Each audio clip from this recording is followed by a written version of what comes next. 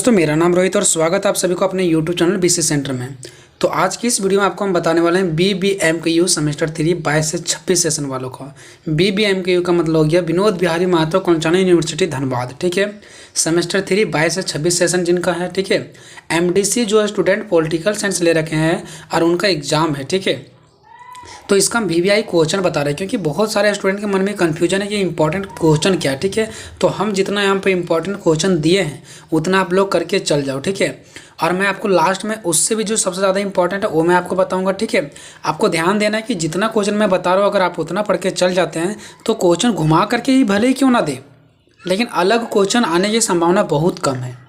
ठीक है, ये नहीं कि क्वेश्चन घुमा करके दे दिए तो आप उसको ये समझो कि ये अलग क्वेश्चन है, ऐसा नहीं है। ठीक है, बट घुमा फिरा करके इसी से क्वेश्चन आपको दे सकता है क्योंकि हम जो आपके सिलेबस है ना MDC पॉलिटिकल साइंस का, वो आपके सिलेबस के हर एक टॉपिक से मैंने यहाँ पे क्या लिया, क्वेश्चन लिया है। अब उस टॉपिक से तो बाहर पूछेंगे नहीं, भला घुरा फिरा करके पूछ सकते हैं बट उससे बाहर नहीं पूछेंगे, है ना। तो चलो इसका इंपॉर्टेंट क्वेश्चन देखते हैं।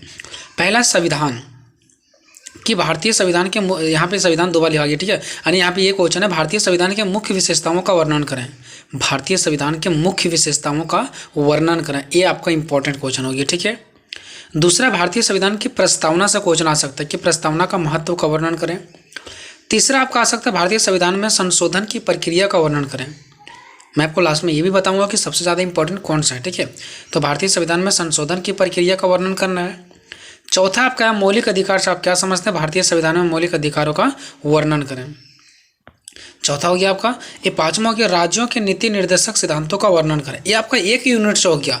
अब ये सोच रहे होंगे कि पांचों का पांचों देखा, तो नहीं, ये पांचों में से कोई भी आपको एक या दो ही क्वेश्चन देंगे। ठीक है, ये आपका एक यूनिट से हो गया। ठीक है, अब इसमें से अगर मैं बताऊं कि जो सबसे ज़्यादा इंपॉर्टेंट क्वेश्चन है वो कौन हो सकता है, तो आपका पहला हो सकता है संविधान की भारतीय संविधान की मुख्य विशेषताओं का वर्णन करें। यहाँ संविधान की ये लिखा गया, मिस्टेक हो गया। ठीक है, आपका इसमें से अगर मैं यूनिट फर्स्ट में बताऊं तो भारतीय संविधान की मुख्य विशेषताओं का वर्णन करें, ये आपका इंपॉर्टेंट क्वेश्चन है। ठीक है, या तो फिर चौथा, मौलिक अधिकार से आप क्या समझते हैं, भारतीय संविधान में मौलिक अधिकारों का वर्णन करें। ठीक है, उसके बाद चलते हैं नेक्स्ट।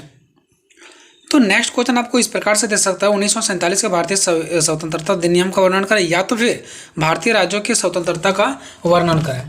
तो इस प्रकार से देगा, आपको कंफ्यूजन नहीं होना है। ठीक है, उसके बाद नेक्स्ट है 7 नंबर में आपका स्वतंत्रता के पश्चात भारत का एकीकरण का वर्णन करें। अब ये नेक्स्ट यूनिट से, ठीक है, दूसरा यूनिट से अगर मैं अब ये बताऊं कि दूसरा यूनिट में सबसे ज़्यादा कौन इंपॉर्टेंट है, तो 6 वाला इंपॉर्टेंट है। ठीक है, चलो नेक्स्ट चलते हैं। नेक्स्ट क्वेश्चन हमारा नेक्स्ट यूनिट से यानी कि यूनिट 3 से, भारतीय संविधान निर्माण की प्रक्रिया का वर्णन करें या तो भारतीय संविधान का दर्शन का वर्णन करें या तो भारतीय संविधान की राजभाषा का वर्णन करें। ये दोनों इंपॉर्टेंट क्वेश्चन, अगर इनमें से अगर मैं बताऊं कि सबसे ज़्यादा इंपॉर्टेंट कौन है तो 8 नंबर है। ठीक है, ये मैं अपने ओर से बता रहा हूँ, हो सकता है 9 भी दे दे।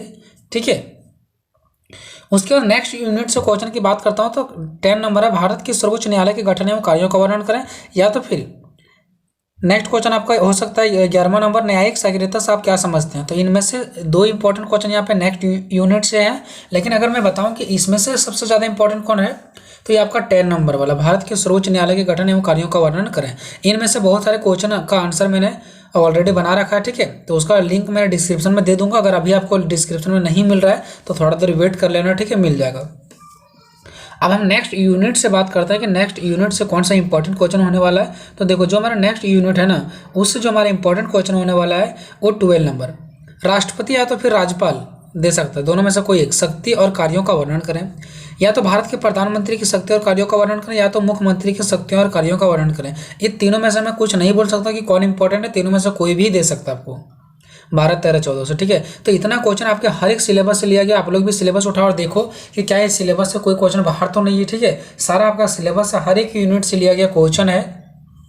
ठीक है, आपको इतने सारे क्वेश्चन पढ़ लेना है। बाकी आपको मैं और किस प्रकार से हेल्प कर सकता हूँ, आप लोग कमेंट में अपना राय जरूर देना। वीडियो कैसा लगा, ठीक है, इसके बारे में भी कमेंट में बताना और दोस्तों में जितना से जितना हो सके शेयर कर देना और चैनल को सब्सक्राइब कर देना ताकि अगले बार मैं नेक्स्ट सेमेस्टर में भी इसी प्रकार से तैयारी आप सभी को करा सकूँ।